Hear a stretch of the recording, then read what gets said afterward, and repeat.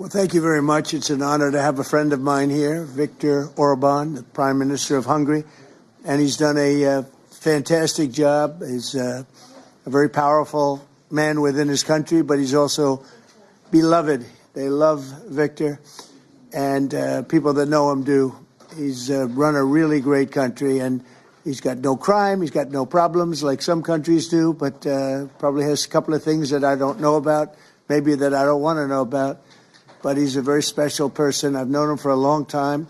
We're going to be talking trade. We're going to be talking a little bit of Russia, Ukraine. We'll be talking about energy and energy prices. We have energy down to a pretty low point right now in the United States. We're drilling, drill baby drill, we call it. But energy costs are very low. Our general costs are very low. And I just saw that Walmart came out with a statement last night. They've done it for many years, that Thanksgiving this year will cost 25% less than Thanksgiving last year under Sleepy Joe Biden. So that's a big difference. That's a big difference. 25% less Thanksgiving. And I think that's a very good chart. They include everything that you need for Thanksgiving. So it's 25% less this year than it was last year. And that's true. That's emblematic of the rest of prices. Energy prices are way down from what they were last year. Inflation is almost non-existent. We have inflation down to a very low number, whereas Biden, as you know, is the worst inflation in the history of our country. So we're doing very well. We have a shutdown, as you probably know, because the Democrats have gone, they're crazy. They're crazy. But they don't care if they hurt the country. But we've approved it 14 times. We've approved a opening up 14 times, and they keep rejecting it. And I guess maybe they will again. Let's see what happens. They want to have a lot of bad things happen, bad things for our country. We're not going to give $1.5 trillion to people that came into our country illegally. We're not going to do it. To people who came from prisons, they came from mental institutions, drug dealers. They want to give them medical care. $1.5 trillion. And we're not going to do other things that they're requesting also. So I just want to welcome this really good person. I know him very well. He's a good person, and he's a great leader, and he's loved in his country. And Viktor, would you like to say a few words? Thank you very much, President. Thank you. First of all, may I say that thank you very much for the invitation. It's good to see you, President, back to the White House. And good to be back after 6 years, anyway, again, to see you here. Yeah. As we have met last time. The reason why we are here to open a new chapter between the bilateral relation of the United States and Hungary, basically because during the Democrat administration, everything was ruined. So after your leaving president, everything was basically blocked, ruined, cancelled, a lot of harm done by the previous administration. In the last 10 months, President, what you have done, we are very much grateful for that. You restored the old level of the relationship. You improved the bilateral relation. You repair what was done badly by the previous administration. So now we are in quite a good position to open up a new chapter, let's say a golden age between the United States and Hungary. And we have plenty of suggestions for today: economic cooperation, military cooperation, and political cooperation. And the main issue, probably, President, you know, we are neighboring Ukraine, sure, which is in war. It's the most important issue for us, and we would like to discuss with you how we can contribute to help you in your peace efforts. And that's why we are you've here, taken a lot of Ukrainians that needed your help, and you've taken a lot of them in your country, and everybody appreciates that. Thank you very much. Yeah, we do our best. Thank you very much. Any questions, please? Go ahead. Thank you, Mr. President. Mr. Orbán has requested an exemption as it relates to oil that is coming from Russia. Is that something that you are prepared to do? And may I ask Mr. Orbán a question in regards to that very issue? Sure. We're looking at it because it's very difficult for him to get the oil and gas from other areas.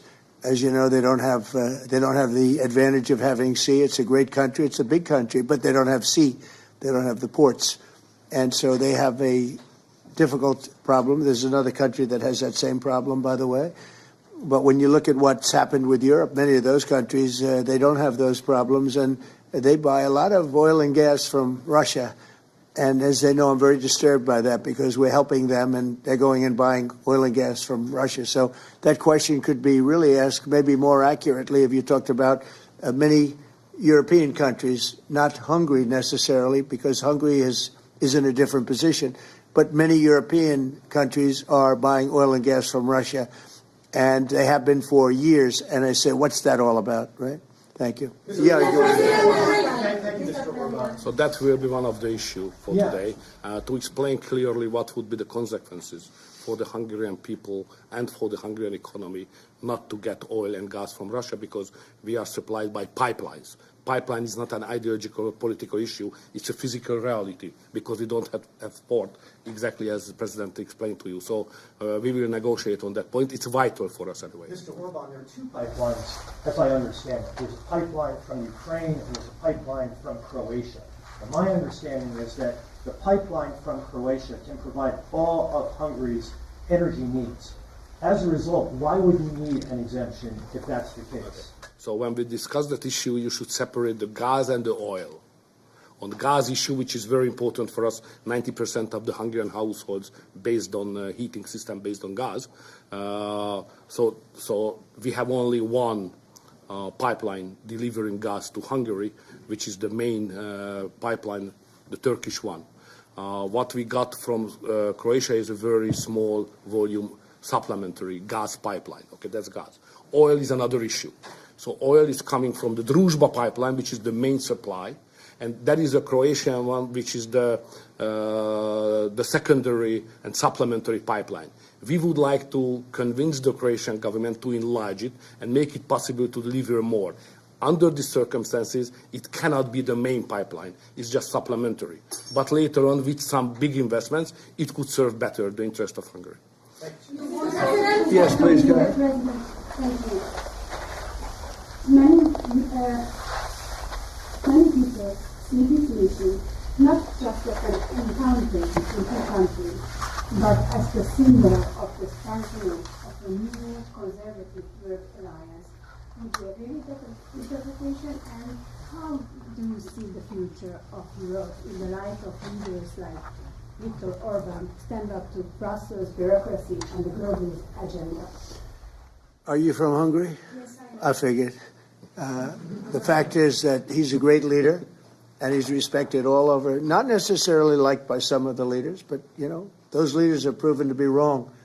If you look at his stance on immigration and other things, you know, if you look at Europe, they've made tremendous mistakes on immigration. It's really hurting them very badly. He has not made a mistake on immigration. So he's respected by everybody. He's liked by some. And I can tell you, I like and respect. I'm a double. I like and respect him. And that's the way Hungary is being led. They're being led properly. And that's why he's going to be very successful in his upcoming election. May I have a comment Please. on that? You know, language is important because the Anglo-Saxon terminology is different from the European one. So to use categories can create some misunderstanding. So I would like to be clear as much as we can. We are the only government in Europe which consider itself as a modern Christian government. All the other governments in Europe are basically liberal leftist governments. So we try to do something from 2010 which is different from what the others are doing, even at the philosophical level and at the level of practice as well, as just the President described it, like migration. So we are kind of a special island of difference in a liberal ocean in Europe. And we consider ourselves as a modern Christian government. That's the proper category to describe what we are doing. To both of you. We're talking, but we'll report on that later. Meetings with Putin. We were talking about that with Viktor. He understands Putin and knows him very well. And I feel that, I mean, I'm going to let you say what you think, but I think that Viktor feels we're going to get that war ended in the not too distant future. Viktor, do you want to talk about that? Well, I'm strongly convinced. So the question is whether we Westerners are unified or not. The problem is that the President has huge peace efforts, which are just splendid and very positive for the European continent and all the peoples of Europe. But at the same time, we are not unified because Brussels and the Europeans have a different approach to the war. So the only pro-peace government is the United States government and the small Hungary in Europe anyway. All the other governments prefer to continue the war because many of them think that Ukraine can win on the front line, which is a misunderstanding of the situation. So it's a complicated issue. We will discuss it. It requests not just 2 minutes to respond to your question, but rather than our lecture. Sorry, not to continue more than that. To both of you. So you would say that Will that be Ukraine a- cannot win that war? You know, miracle can happen. Yeah, that's right. To both of you. Will that be a Yeah, go peace ahead. summit? Thank you, Mr. President. What is your message to the EU, because from Hungary, and the EU want to impose their woke policies on Hungary? What is your message? Well, I think they should respect Hungary and respect this leader very, very strongly because he's been right on immigration. Look what's happened to Europe with the immigration. They have people flooding Europe all over the place, and it's hurting it. It's the crime rates are way up. A lot of bad things are happening. His crime rates are very low. They're the same as they always were, which is very little crime because he's kept it the way it should be. Europe, I mean, I don't want to go into individual countries. They're all friends of mine, everyone. As you know, in NATO, they voted to go from 2% to 5%, and, you know, that nobody thought that was possible. And we had just about almost, other than Spain, a unanimous vote. No, I think that I think they respect him a lot. They don't agree with him, but actually, inwardly, I think they probably do agree. He was right on immigration. They were wrong. They are flooding Europe with people from all over the world, and Europe is becoming a different place. And I tell the leaders all the time, you better stop or you're not going to have Europe anymore. It's a very dangerous thing they're doing. May I have a reflection on that? So on migration issue, just for clarification, in Hungary, the number of illegal migration is like that, zero, because we have a crystal clear system. If somebody would like to come to Hungary, first he should ask for that. If he gives the permission, they can step in. Nobody can step on the territory of Hungary without having a permission from the Hungarian authorities. This is the regulation, simple, while working. What is the consequence of that? We are under sanctions, financial sanctions of European Union, because we don't let the illegal migrations to come to Hungary and to the European Union as well. So we have to pay, just to inform you, we have to pay every day 1 million euro as a punishment to the Brazilian budget because they stop the migrants. This is the absurd world we are living now in Europe. To both of you. Go ahead, please. Will, Yes, Thank go you ahead. so much. Thank you. I'd like to ask what do you think, what do you believe after this meeting? Can you have maybe, or the European Union will have another opinion about, just because of this penalty, another opinion about Hungary because of the immigration and because of this kind of politics, which is not that strictly as the European Union directs. What do you believe? Yeah, where are you from? I'm from Hungary. Okay. I do have that conversation with them, and I respect and like them. You know, they're all friends of mine. I think pretty much every single leader in Europe is a friend of mine. We get along really well. They've done everything I've asked them to do with NATO, etc. The only thing they continue to do is buy oil from Russia. That's not too good. But I told them they should respect this man. They can also learn from Viktor. Viktor has had a very hard stance on, more than anything else, immigration or even illegal immigration. He literally has accepted no one over the years. Think of how much greater these countries would be if they didn't have the tremendous crime that has come in with the immigration. People just flowing into Europe. They've got to stop it. And not only stop it, they have to reverse it. They have to get them out. We've done that here. We have 0 people coming in now. The borders are closed. We take people, but we take them legally. But we've done it very strongly, and we're moving hundreds of thousands, millions of people out. We had, of the 20 million people, 25 million, nobody knows even what the number is. They never knew. Biden had no idea. He had no idea. I don't believe he had any idea what was happening because he wasn't about open borders. But we had open borders, and we had millions of people come in, and they were coming in from jails. They were coming in from mental institutions. They were coming in as drug dealers. We had 11,888 murderers. Half of them committed more than one murder. We're getting them all out. We're getting them out. He doesn't have that problem, but Europe does have that problem. Other parts of Europe have that problem. So, I tell them all the time, I stick up for Viktor Orbán. Not a lot of people do because in many cases they're jealous. They wish they did what he did. They would have no problems if they did what he did. And I have a bigger heart than anybody, but, they've destroyed some of those countries. Some of those countries had no crime 10 years ago, and now they have quite a bit of crime.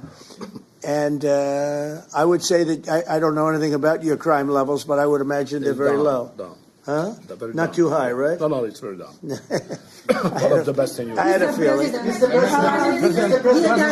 Sorry, may I have one remark? Sure, please. No. Just a clarification as well. I'm not here to ask help President Trump to manage my conflicts or our conflicts with the European Union. This is our matter, so we will do it.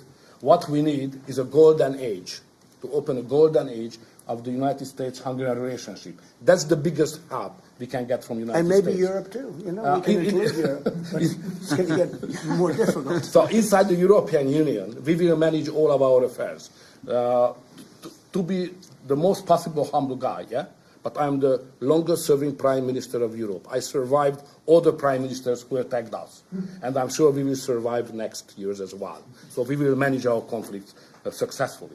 Mr. President, one question for you, Mr. President, one question for the Prime Minister. Speaking of Europe, last month you said that you would not withdraw U.S. troops from Europe, yet 2 weeks later the Pentagon decided to withdraw significant number of troops from Romania. So have you changed your mind, or the Pentagon ignored your assurance? No, they don't ignore anything that I say. What they do is we make changes. We move. It's the same number, total number, but we move people around. I happen to like the Romanian people. I think they're great people. And Pete, you may want to suggest something right there, please.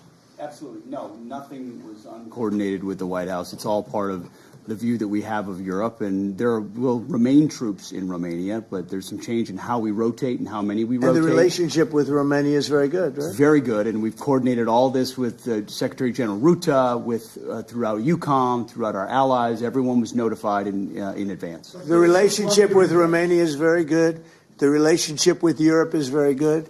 I disagree with what Europe is doing having to do with immigration, but I agree with them on many other subjects. We just signed the biggest trade deal ever made with Europe, $950 billion. We were able to do it because of tariffs. It was a deal that was good, very good, but we had a very unfair deal. We were treated very badly before I came into office. But we just signed. It's the single biggest trade deal ever signed. So we have a very good relationship with Europe. Yeah. What is the main dispute with the Russians which prevent the Budapest summit with Putin from taking place? The basic dispute is they just don't want to stop yet. And I think they will. I think it's taken a big toll on Russia, a big toll on both countries, obviously, but it's taken a big toll. They're losing 7,000 soldiers a week. That's a big toll. And between the two of them, divided, with Russia losing more soldiers, actually. But they're both losing a lot of people. And that's the primary thing that, with me, it's not economic, it's not money. In fact, we don't spend any money. We send it to NATO. They pay us for our missiles and for our military and everything else. We don't. It's not a question of money. It was with Biden. He spent $350 billion. He got nothing for it. The war would have never happened. If I were president, the war would have never happened. I think you would agree with that. This war would never have happened if I were president. It's stupid that it happened. But it did happen. I inherited the war, and I think we're going to get it ended. Not too distant future. Yes, please. So no question that if that time the name of the United States president would have been Donald Trump, there would be no war between Ukraine and Russia. That's clear. But what we are speaking about here is more than that, because without the pressure coming from the United States government, I'm speaking 2022, the Europeans would not take that hard line, what they have today on the war. Remember that big countries of Europe rejected to be involved more than just sending some, humanitarian issues. So the pressure coming from the United States to be more pro-war in Europe. So that's the fact of the history anyway. So we have to restore something which was ruined and created from here, and that's the reason why I understand absolutely the devotion of the president now to do everything to stop the war, because that would be not that deep without the previous government pressure from here. So the reason why I'm here to be as much as helpful I can to contribute to the peace efforts of the president, because that was an enormous mistake what we have done, the Western world, several years ago, and we have to stop it, and it's common responsibility. Biden actually pushed for that war to happen. Okay, if you can believe it. Nobody can believe it, but it's one of those things. And now look what happened. Look what's happened to Ukraine. It's a much smaller country. A lot of people are dead. You take a look at it's a whole different world over there. And Russia has not been helped very much by that war either. They lost a tremendous number of soldiers and people.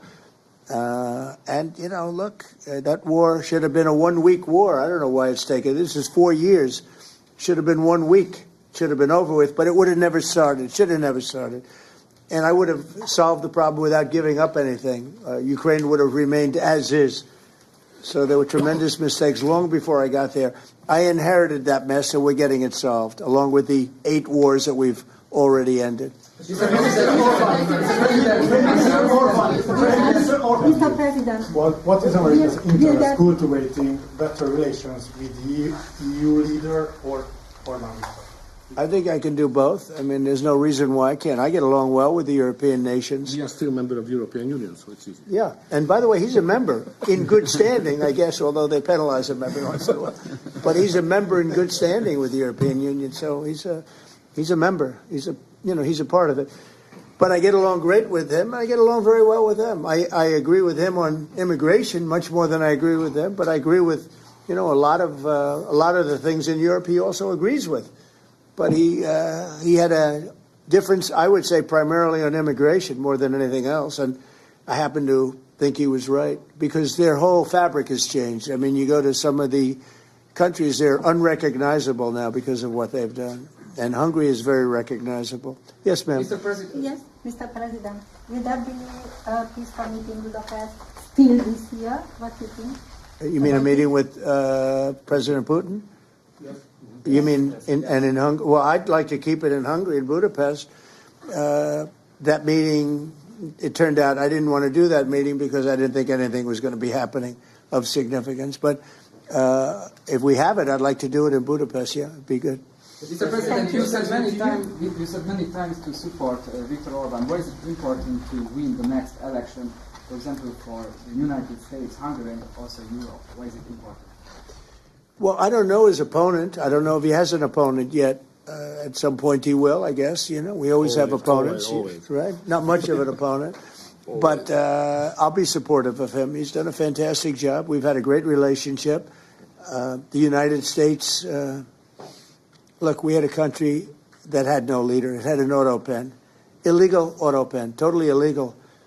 And that's coming out stronger and stronger. But we had no leader in the United States. I mean, Hungary, as an example, had no relationship with the United States, even though we do, billions of dollars in trade with Hungary. Yeah. Hungary's a big country economically. We do, billions of dollars in trade with Hungary. Why would they give that up? And they gave up so much else. Look, they gave up everything. This country was poorly run. I think if I didn't win the election, we might not have a country, if you want to know the truth, not a recognizable country. But our relationship was immediately good as soon as I won the election, because Viktor's one of the people that's highly respected, and we had a great relationship with Hungary. We do again. That was an easy one. Yeah. Do you and Prime Minister Orbán agree on ways to put pressure on President Putin to come to the negotiating table to end the war in Ukraine? I think we agree that the war is going to end. Sometimes people have to fight it out a little bit longer, but I think we agree that the war is going to end in the not-too-distant future. Do you want to talk about that, Viktor? I have some ideas, and I will I will present it to the president. How to stop it. Mr. Prime Minister, Mr. President, since you brought up the Walmart Thanksgiving meal, Yeah. and it is cheaper, but it also contains less. As affordability, Well, I haven't heard that. You're telling me. Who are you with? Who are you with? I'm with NBC News, sir. Fake news. NBC. You're fake news. What a NBC's gone down the tubes along with most of the rest of them. If I ask, why do you think there's such a disconnect between the economy that you're describing day to day and the way many Americans say are feeling and they're concerned about our Well, they feel better about our country right now, other than the shutdown, obviously, which is caused by the Democrats, could be ended by the Democrats in 2 minutes. They feel much better. We have more jobs. We just set a record on jobs. You do know that. We have more investment in our country than any country in history. We're over $18 trillion as of this moment, and we're going to be maybe at 20 or 21 trillion by the time I finish up my first year. And there's been no country, China, no country in the world that's done anywhere even close to that number. Your friend Biden, as an example, in 4 years was less than $1 trillion. We'll be at 21 trillion in 1 year. So there's no country that was even close to that, and our country was a laughing stock all over the world. We have more jobs, we have more potential than any other country, and frankly, we're the hottest country right now. Victor said to me before, we're the hottest country anywhere in the world. Think of it. We'll have $21 trillion invested. We have auto plants pouring back in. We have AI pouring back in. We're leading China in AI by a lot. We're leading everybody in every category. There's no category that we're in second place. So I just heard this yesterday that Walmart said that the Thanksgiving was 25% more expensive under Biden. That's a big, to me, that's a big number, because Walmart's respected. I mean, Walmart is Walmart, and, you know, they're giving you prices. So that would mean that the whole series of pricing and costs, you know, the groceries and everything else, it was a con job. It was a con job. Affordability, they call it, was a con job by the Democrats. The Democrats are good at a few things: cheating on elections and conning people with facts that aren't true. It was 25%. Walmart just announced it 2 days ago. 25% cheaper this year, will be cheaper to have Thanksgiving than it was a year ago under Sleepy Joe Biden. You say that affordability is a con job, as you put it. Say it. You said affordability was a con job, and you didn't want. You said last night you didn't want to talk about affordability. I talked about it. When did I not want to talk about it? I talk about it all the time. We are much better than Biden and all of them. Now, just so you understand, do you remember that the Biden administration had the highest inflation in 48 years, but most people say ever recorded? Do you remember that? Right? Do you remember it? Did they have the highest inflation in 48 years? Did they? Just answer me the question. You know the answer. The answer is yes. They had the worst inflation in 48 years. We have almost no inflation. We're down now to 2%, and we'll be at maybe 1%. You want to always stay above 1%, actually. You want a little tiny bit of inflation. We're at a perfect number. They were at the highest level in recorded history, okay? And when you talk about affordability, that one fact. Now, let's talk about the second biggest subject after inflation, energy. We're going to be at $2 gasoline. We're going to be approximately $2 very soon. We're a little bit above $2 right now for gasoline. Now, under Biden, it was $4.50. It even hit $5, but it was $4, $3.50. We're going to be at $2 a gallon. So gasoline's much less. Energy costs are less. When you have energy and when you have gasoline less, everything else follows. It's such a big category. So when you have lower energy prices, which I think you admit we do substantially, that means everything else. So we are the victors on affordability. But if I watched that election, which I was not much involved in, I didn't support Virginia, the candidate, didn't do a lot of support for the other candidates. They asked me about Cuomo, and I said, well, it's a question, do you want a thug or do you want a communist? I mean, that was my response. So I wasn't involved in that stuff too much. But I will say this. If you look at affordability, which they campaigned on, they lied because they talked about, oh, prices are up. No. Prices are down under the Trump administration, and they're down substantially. Energy prices are down by 30, 35, 40%. Gasoline is way down. And the other big thing is inflation is way down. The biggest thing is inflation. The second biggest thing is energy. Energy is way down. And what's also down? Gasoline. Also, the biggest thing is inflation, and it's way down. We took over a mess, the highest inflation in recorded history. Some people would say 48 years. I'll take either one of them. But I believe it's the highest inflation in recorded history. That alone makes it impossible for them to have done a good job affordability-wise. So one other thing. When I came into office, Victor, 2 days into office, they were screaming at me about the cost of eggs. I was there for 2 days. Eggs had quadrupled. And I said, listen, I just got here. Let me check it out. And they were right. Eggs had gone up by 3-4 times. Within a period of a few months, we had eggs down to a normal cost. We did a great job on groceries and affordability. The only problem is the fake news. You people don't want to report it. And, in fact, I'd like to ask Caroline. Where's Caroline? I'd like to ask Caroline a question. Where is she? Did she? Uh-oh. She deserted us. She deserted me. Our great Caroline superstar deserted me. Anyway, she's right outside. She was going to talk about, because the fake news yesterday, they talked about that. They said, oh, I don't want to talk about affordability. The reason I don't want to talk about affordability is because everybody knows that it's far less expensive under Trump than it was under Sleepy Joe Biden. And the prices are way down. Caroline?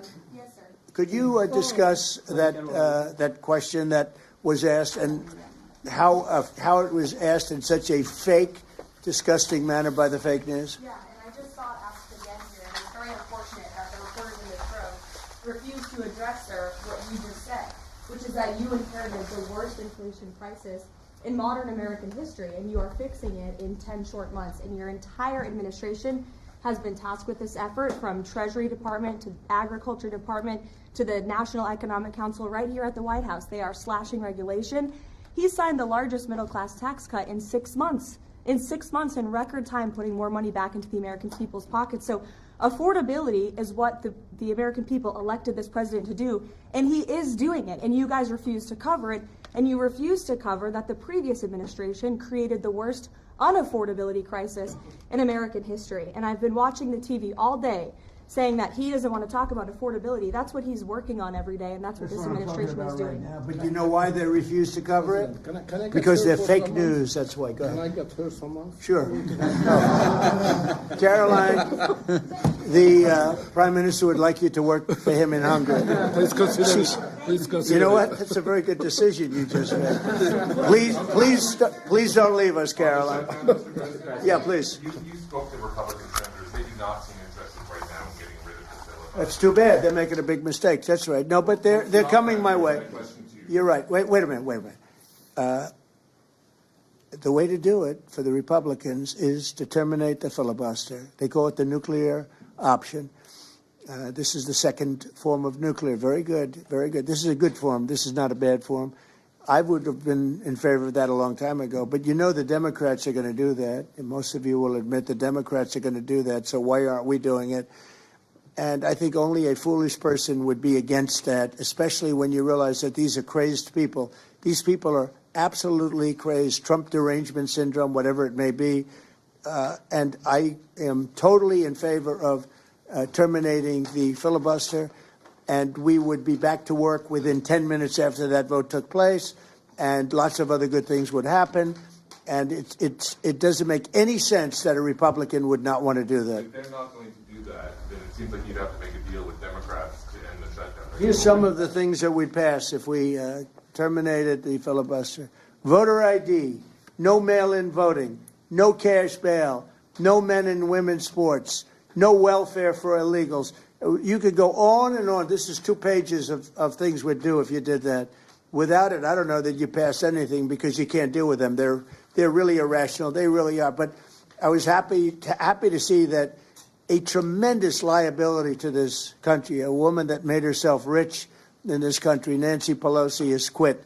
and she'll be out of here pretty soon. And that I consider that to be a great asset for America, getting her out. Yeah, please go. Are you really going to deal with Democrats? They're not interested in it. I don't know. We'll see what they have. I mean, we'll see. But they're very destructive for the country. NBC, fake news. I'm not taking you. Go ahead. President, are you worried about it backfiring in the future on Republicans? Should they get rid of the filibuster and then down the road? Well, normally I would say, well, a little bit. But the reason that I'm not is because if they ever took over power, they'll do it. Look, Joe Manchin and Sinema are two people that are no longer in politics because of this issue.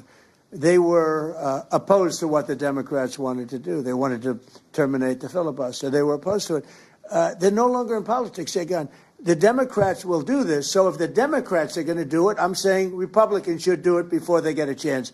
It's very simple. And if we do it, we will never lose the midterms and we will never lose the general election because we will have produced so many different things for our people, for the country, that it would be impossible to lose an election. Are you worried about an AI bubble? No, I love AI. I think it's going to be very helpful. So many things are happening with it. And in addition to which, we're leading China, we're leading the world in AI. We're building massive electric plants that the companies themselves are building for their plant. I've given them the right because we need so much electricity for that. Just the word is electricity, believe it or not. Double the electricity that we currently have in the country for just the AI plants. And I've allowed those companies to rebuild and build electric plants along with their facility. We're getting approvals done in less than a month, sometimes in 2 weeks, for massive, beautiful, massive buildings. And no, I'm totally in favor of it. I think it's really going to be the wave of the future, and we're leading the world. We're leading everybody by a lot. How long do you think the shutdown will last? Mr. Orbán, President, how long do you think the shutdown will last? I don't know. It's up to the Democrats. The Republicans have voted 14 times to open up the country, and the Democrats have voted 14 times to hurt the country, really. They should approve it, but they might not. That's why I like the fact that we terminate the filibuster. If we terminate the filibuster, the country will be open within 10 minutes after that termination because we'll take a second vote, which is the opening of the country, and the Republicans will vote to open the country. That's one of the reasons, not the major reason, by the way. I think it's less important than the other things that we get. But if we terminate the filibuster, the second vote that we will take will be to open up the country. It'll take 10 minutes, and the country will be open. Is there any room for bipartisanship? Because it seems like that's the main purpose of the filibuster, is to create some sort of compromise. Well, it didn't work, obviously. So You're right. That was the purpose of the filibuster, bipartisanship, but that didn't work. So are you saying the next 3 years in Washington there shouldn't be? Well, no. If the filibuster is terminated, we will have the most productive 3 years in the history of our country. If the filibuster is not terminated, then we will be in a slog with the Democrats, and very little for either party will be done. So it's a good thing. Thank you very much, everybody. Thank you very much. Thanks, guys. Thank you. Thank you, guys. Head out. Thank you, guys. Thank you, guys. Let's go.